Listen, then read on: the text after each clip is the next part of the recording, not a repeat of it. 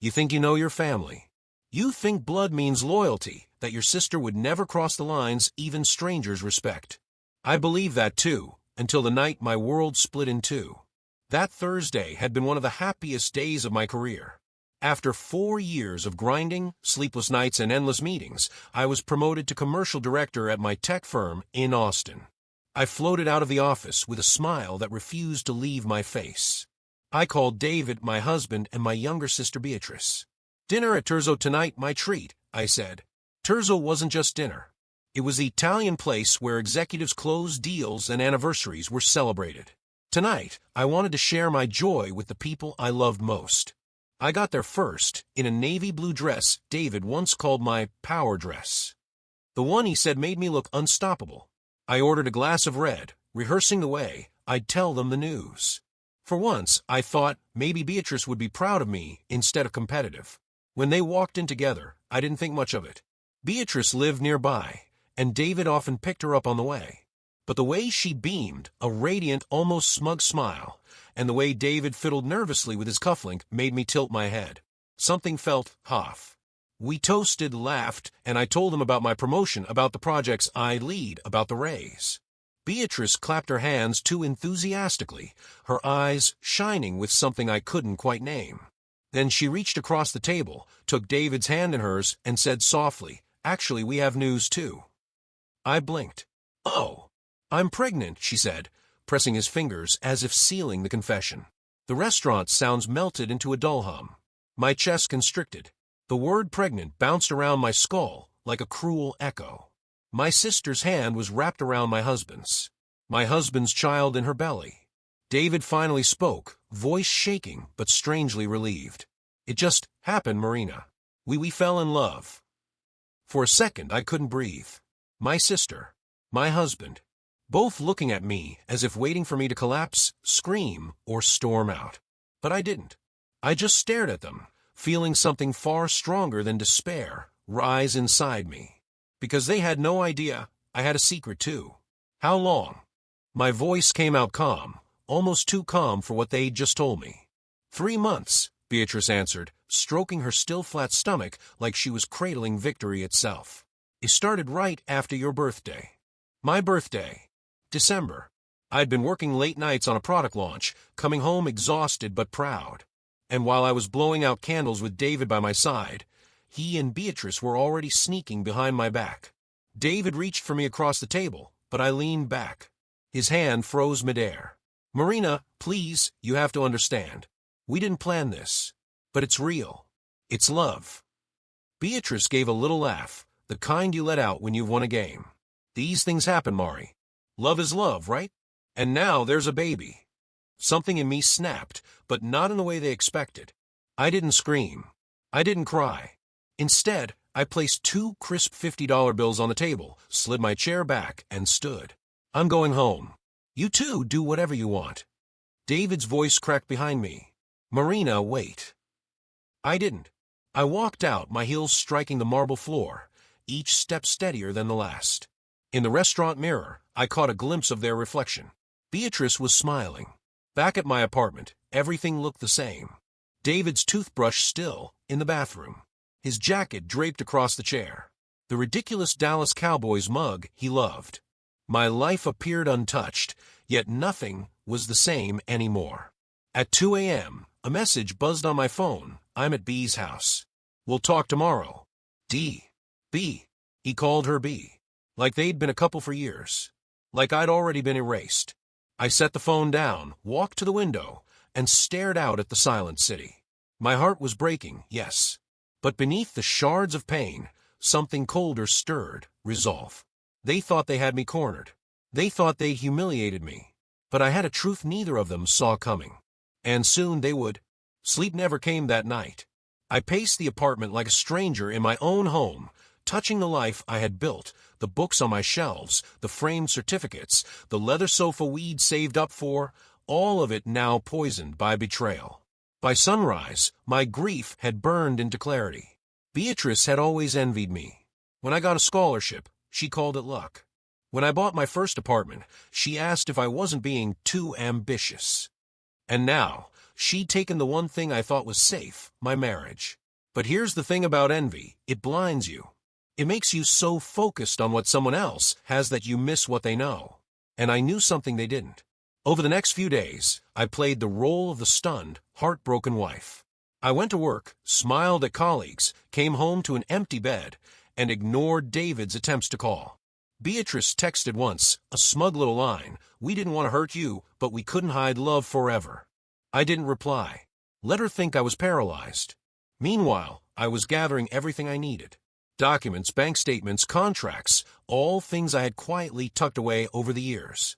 David never cared much about paperwork, and Beatrice never suspected I handled more than just projects at work. By Friday, David showed up at the apartment. He let himself in with his key, looking almost sheepish, like a boy caught sneaking cookies. "Marina, please. You can't just ignore us. This isn't healthy," he started. "Us." The word made bile rise in my throat. I sat calmly on the sofa, folder on my lap. "You're right, David. It's not healthy. But you know what else isn't healthy? Marrying a man who doesn't read the fine print." He blinked. "What are you talking about?" I opened the folder, letting him glimpse the first page. His face paled as recognition dawned. "You never bothered to ask about that prenup you signed, did you?" I said softly. "Or the clause about infidelity?" For the first time all week, I smiled. Because I wasn't the one cornered anymore. David froze, staring at the folder as if it might bite him. His lips parted, then closed again. "Marina, what is this?" I flipped another page, sliding it across the coffee table so he couldn't miss the bolded section. "This, David, is the contract you signed when we got married. The one you didn't bother to read because you were too busy planning our honeymoon." His eyes darted over the lines. I knew exactly when he saw it, the infidelity clause. The clause that handed me the apartment, our joint savings, and every asset registered in both our names if he ever cheated. "You can't be serious," he whispered. "Oh, I'm dead serious," I said, my voice steady. "And you know what makes it airtight? The fact that you signed it in front of witnesses. A lawyer. My lawyer." He ran a hand through his hair, panic bleeding into his expression. But Beatrice, she's pregnant. We're building a life together. You can't just..." I cut him off with a laugh that startled even me. "You think I care about your little love nest? Take it. Take her. But don't expect to keep everything else. You traded that the moment you decided my sister was worth the risk." The silence stretched. I could almost hear his world collapsing, brick by brick. And then, as if on cue, my phone buzzed. Beatrice's name lit up the screen. A text, "Dinner Sunday? Let's talk like family. You'll understand soon." Family. The word stung. But instead of rage, I felt an odd satisfaction. Perfect. Let her think she was in control. I looked back at David, who was now pacing the living room like a trapped animal. "Don't worry," I said softly, picking up the folder. "I'll explain everything to both of you on Sunday. I wouldn't want Beatrice to miss the surprise." He stopped pacing.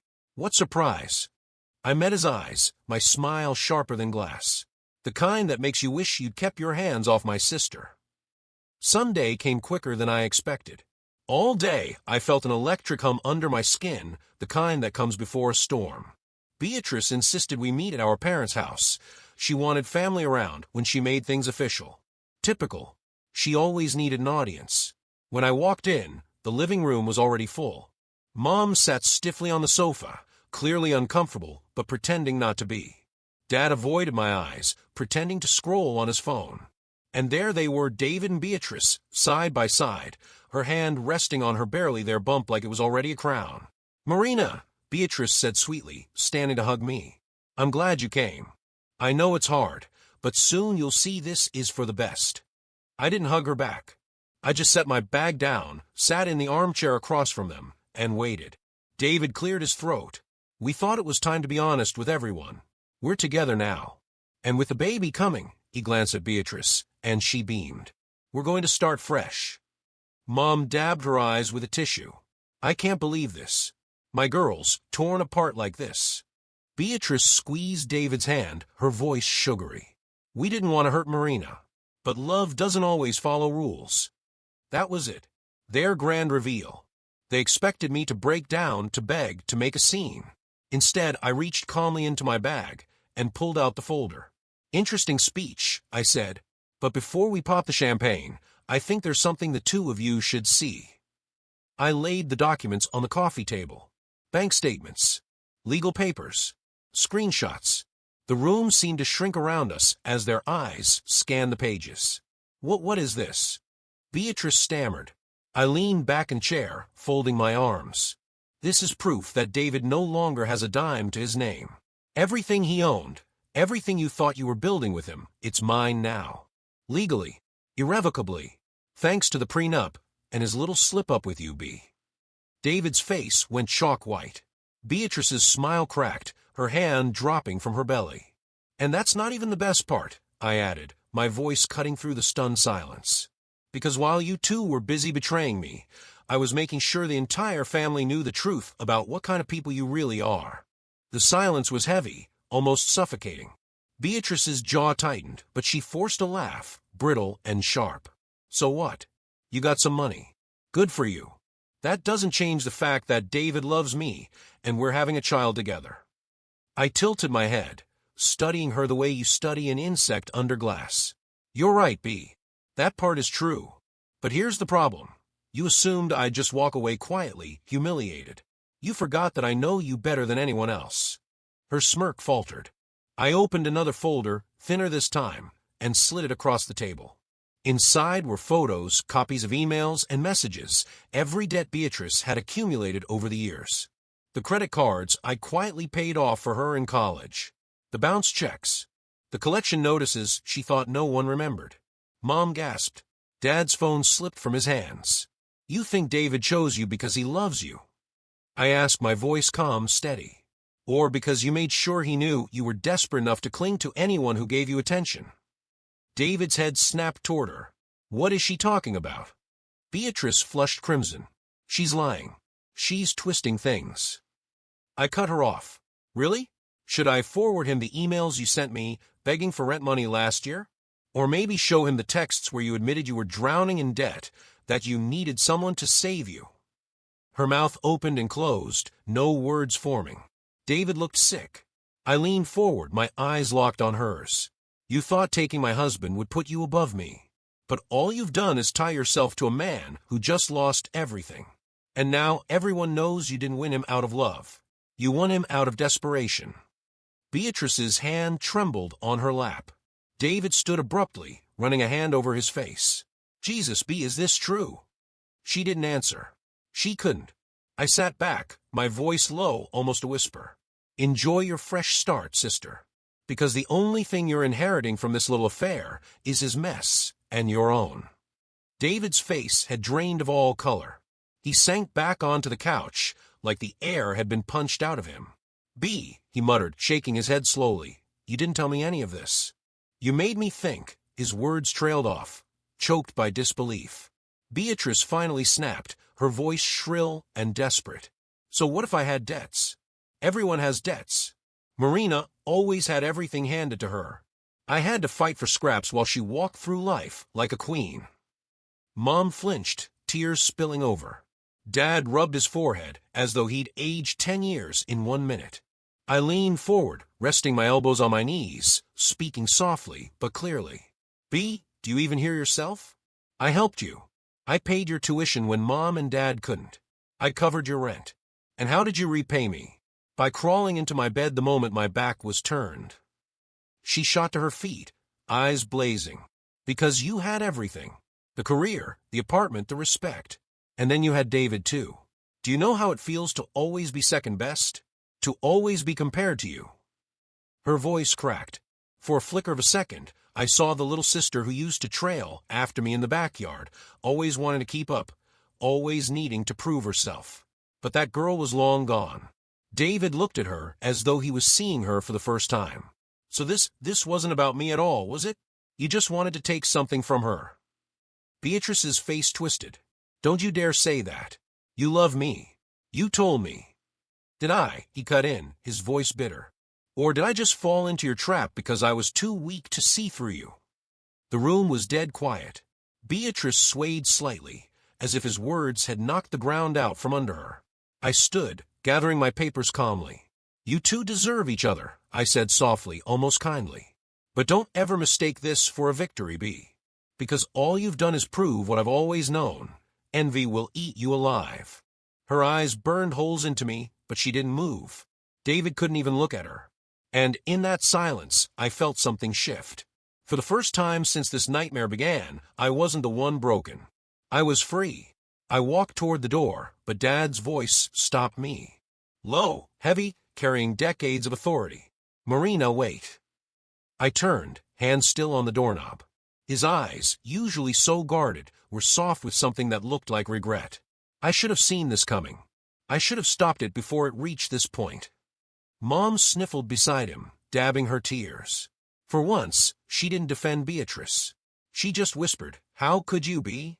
Beatrice's eyes darted around the room, like a cornered animal. "Oh, please. Don't act like you didn't always compare us. You put her on a pedestal and left me to rot.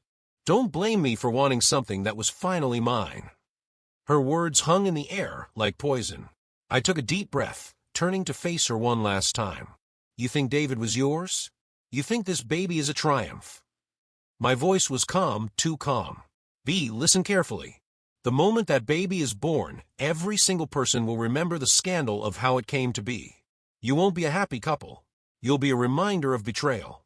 And believe me, society doesn't forget." Her lip trembled, but she forced a laugh. "You're just bitter. You're jealous because he chose me." That was when David finally broke his silence, his voice low but sharp. "No, B. I didn't choose you. I betrayed Marina because I was weak. That's not love. That's cowardice." Beatrice staggered back, as if he'd slapped her. I straightened my shoulders, my voice steady. "You wanted to steal my life, but you only ended up with my leftovers. Congratulations." Then I opened the door and stepped out, the weight of their stares pressing into my back. But instead of pain, I felt light. For the first time in weeks, maybe years, I could breathe. Outside, the night air was cool against my skin. I exhaled long and steady and realized the truth. They had taken nothing from me. My career, my dignity, my future, all of it was still mine. And unlike them, I didn't need betrayal to build my life. The following days were strangely quiet. David didn't come back to the apartment. His toothbrush stayed in the bathroom. His shirts hung in the closet, but I knew he wouldn't dare step foot inside again. I boxed his things neatly, dropped them at his office, and left the key with reception. No note, no drama. Just silence. Beatrice, on the other hand, couldn't stand silence. She called, texted, even showed up outside my building once, shouting that I had ruined her happiness. I didn't answer. I didn't need to. She had done that all on her own. Word spread quickly through family and friends. Not because I spoke, but because secrets have a way of leaking when shame is involved. Invitations dried up for Beatrice. People whispered when she entered a room. At work, she struggled to keep her clients after her reputation for chaos grew. Meanwhile, my life flourished. My promotion gave me new challenges, new confidence. I poured myself into the projects I had dreamed of leading, surrounded by colleagues who respected me. At night, instead of waiting for David to come home, I curled up with a glass of wine and felt peace, real peace. One evening, Mom called. Her voice was hesitant, softer than I'd heard in years. "Marina, I just want to say I'm proud of how you handled everything. I don't know if I could have been as strong." For once, I believed her. But the biggest surprise came 2 weeks later. David requested a meeting at a cafe. Against my better judgment, I went, not for him, but for closure. He looked thinner, older, as though the weight of his choices had finally caught up. "Marina," he began, his voice cracking, "I made a mistake. The biggest mistake of my life. If there's any chance." I stopped him with a raised hand. "David, you had your chance. You chose her. And now you get to live with it." His shoulders slumped, and in that moment, I saw not the man I once loved, but the boy who never grew up. I stood, leaving my untouched coffee behind. "Goodbye, David." And just like that, the chapter closed. Life after betrayal doesn't snap back like a rubber band. It reshapes itself slowly, piece by piece, until one day you wake up and realize you're not just surviving, you're thriving. That was me. The weeks after cutting ties with David and Beatrice felt like learning how to breathe again. I poured my energy into work, into friendships I had neglected, into myself. For years, I had been a wife first, a sister second, and somewhere far down the list, a woman with dreams. Now, I was finally free to live for me. I bought fresh flowers every Sunday for my apartment, just because I liked the way they made the place smell. I started jogging in the mornings, something David had always teased me for, claiming I'd never stick to it. I stuck to it. Mile after mile, I let the anger and hurt drain from me, replaced with a calm determination. At work, my promotion gave me a platform I had always wanted. I was no longer just another manager. I was shaping strategy, leading teams, making decisions that mattered. Colleagues who once overlooked me now leaned in when I spoke. My boss even joked that I was becoming the face of the company. For the first time in years, I felt respected not just for my resilience, but for my skill. As for Beatrice and David, their great love story unraveled quickly. People whispered. Some friends cut ties completely. Beatrice couldn't handle the scrutiny. Every baby shower she planned, every ultrasound photo she posted online, carried the unspoken truth. She had stolen her sister's husband. And no one applauds betrayal. David stayed with her out of obligation, or perhaps out of fear of being left with nothing. But love, that flicker died long before their baby was even born. I heard from a mutual friend that he looked miserable, that he'd even tried to contact me again. I blocked his number, his email, everything. Some doors are meant to stay shut. The last time I saw Beatrice was months later at a family gathering. She came in carrying her newborn, the baby bundled in pink. She looked exhausted, her face drawn, the arrogance gone. When our eyes met across the room, she flinched. Maybe she expected me to smirk, to gloat, to revel in her downfall. Instead, I simply smiled, not cruelly, not triumphantly. Just a calm, steady smile that said, I survived. I thrived. And you can't touch me anymore. Because that was the real secret I carried all along. It wasn't the prenup, or the proof of her debts, or the legal power I held in my hands. It was the truth that she could never understand. My worth was never tied to a man, never tied to her envy, never tied to anyone's betrayal. I had built myself from the ground up. And when the storm came, I didn't break. I rose. As I left that night, my mother squeezed my hand and whispered, You're stronger than all of us, Marina. For once, I didn't brush it off. For once, I believed it. Walking out into the night air, I felt lighter than I had in years. My story wasn't about a sister's betrayal or a husband's weakness anymore. It was about a woman who refused to be destroyed, who turned pain into power. And as I breathed in the cool air, I knew one thing with absolute certainty. Their choices may have scarred me, but they had also set me free.